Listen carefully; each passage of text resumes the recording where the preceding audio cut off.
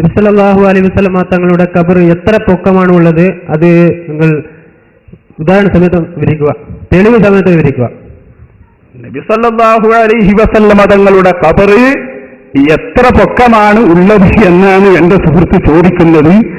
ആ ചോദ്യം തന്നെ ഞാൻ മനസ്സിലാക്കുന്നത് നബി സല്ലല്ലാഹു അലൈഹി വസല്ലമ തങ്ങളുടെ ജാറത്തെക്കുറിച്ച് പണ്ടൊരാൾ കള്ളജാറമെന്ന് പറയുന്നത് അവിടുന്ന് തെറ്റിദ്ധരിച്ചതാകുമെന്ന് ഞാൻ മനസ്സിലാക്കുന്നു.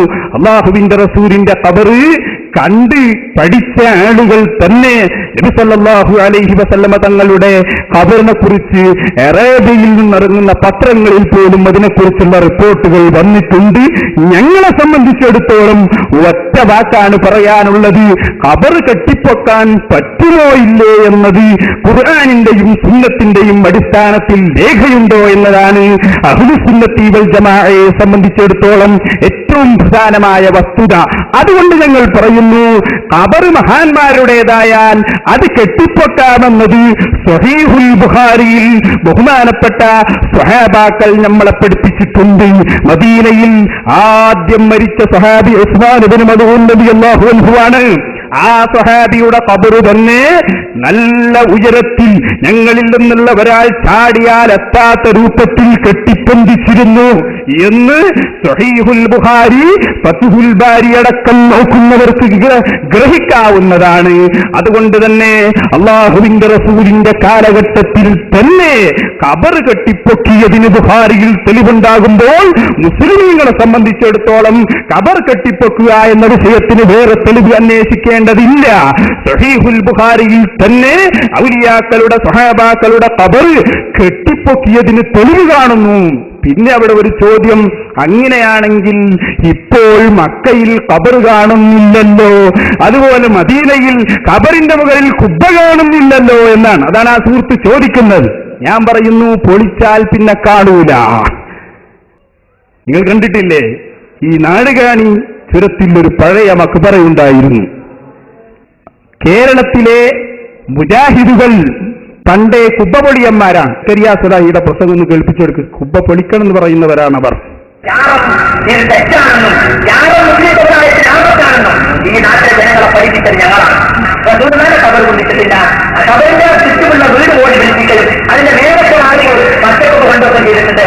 അത് പൊളിച്ചു കളയാൻ സൗദി ഗവൺമെന്റിന്റെ ധൈര്യമില്ലാതെ മാത്രം ഇൻഷാ അല്ലാഹ് കേരള നേതൃത്വത്തിൽ മുജാഹിദിന്റെ സൗദിയുടെ വെള്ളം കിട്ടിയാൽ രണ്ടാമത്തെ ദിവസം ആ പച്ചപ്പ് തകർക്കുന്നതും റസൂലുള്ളാഹിന്റെ ഖബറിനെ പള്ളിക്ക് പുറത്താക്കിക്കൊണ്ട് മസ്ജിദിന്റെ വൈപ്പിനെ നിർമ്മിക്കുന്നതുമാണ്. രണ്ടാമത്തെ ദിവസം ആ പച്ചപ്പ് തകർക്കുന്നതും റസൂലുള്ളാഹിന്റെ ഖബറിനെ പള്ളിക്ക് പുറത്താക്കിക്കൊണ്ട് മസ്ജിദിന്റെ വൈപ്പിനെ നിർമ്മിക്കുന്നതുമാണ്. യാതൊരു സത്യവും വേണ്ട. അല്ലാഹു കാത്തുരക്ഷിക്കുമാറാവട്ടെ. സൗദിയുടെ ഭരണം കിട്ടിയാൽ രണ്ടാമത്തെ ദിവസം മദീനയിലെ പച്ചക്കുബ്ബ അടിച്ചു തീർക്കും. അപ്പൊ പച്ചക്കുബ്ബ ഉണ്ടാക്കിയത് അവിടെ ഉണ്ട് എന്ന് പലർക്കും കാണാം. അത് ജാറമാണെന്ന് പറയാ. ആ ജാറ അടിച്ചു പൊളിക്കും. ആരാ പറയുന്നത്? കേരളത്തിലോ കർണാടകയിലോ ലോകത്ത് എവിടെയും ഒരു വാർഡിന്റെ ഭരണം പോലും ഇല്ലാത്തവരാണ് സൗദിയുടെ ഭരണം കിട്ടിയാലെന്ന് പറയുന്നത്. കിട്ടൂലെന്ന് ഉറപ്പാണ്. എന്നാലും വ്യാമോഹാണ്. അങ്ങനെയാണല്ലോ വ്യാമോഹം. ഇവിടെ അല്ലാഹുവിന്റെ റസൂലിന്റെ ഖബറിന്റെ മുകളിൽ കുബ്ബയുണ്ട് എന്ന് തർക്കമില്ലാത്ത വിഷയമാണ്. ഞാൻ പറയുന്നത്, ഔലിയാക്കളെ മക്ബറകൾ അറേബ്യയിൽ ഉടനീളമുണ്ടായിരുന്നു. മക്കയിലും മദീനയിലും കുബ്ബകളും അതുപോലെ ജാറങ്ങളും ഭണ്ഡാരപ്പെട്ടികളും ഉണ്ടായിരുന്നു.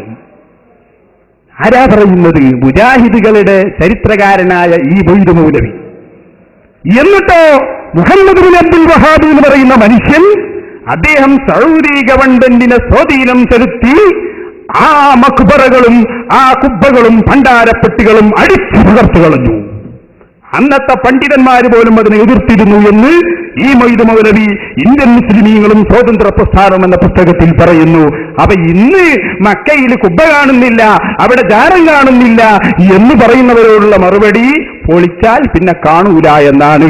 ഈ ബിൽഡിംഗ് പൊളിച്ചു കഴിഞ്ഞിട്ട് നാളെ ഒരാൾ വന്ന് പ്രസംഗിക്കാണ്, അവിടെ ബിൽഡിംഗ് ഒന്നും ഇല്ലല്ലോ എന്ന് ചോദിച്ചാൽ പൊളിച്ചാൽ പിന്നെ കാണൂല എന്നാണ് അതിന്റെ മറുപടി. അപ്പൊ അതുകൊണ്ട് ഖബർ വെട്ടിപ്പൊക്കാമെന്നതിന് തെളിവ് ഖുർആനാണ്, വിശുദ്ധ ഹദീസാണ്. അത് മതി. ഇപ്പോൾ കാണുന്നില്ല എന്നതിന്റെ ഉത്തരം മുജാഹിദുകൾ തകർത്ത് കളഞ്ഞതാണ് എന്നാണ് അതിന്റെ മറുപടി.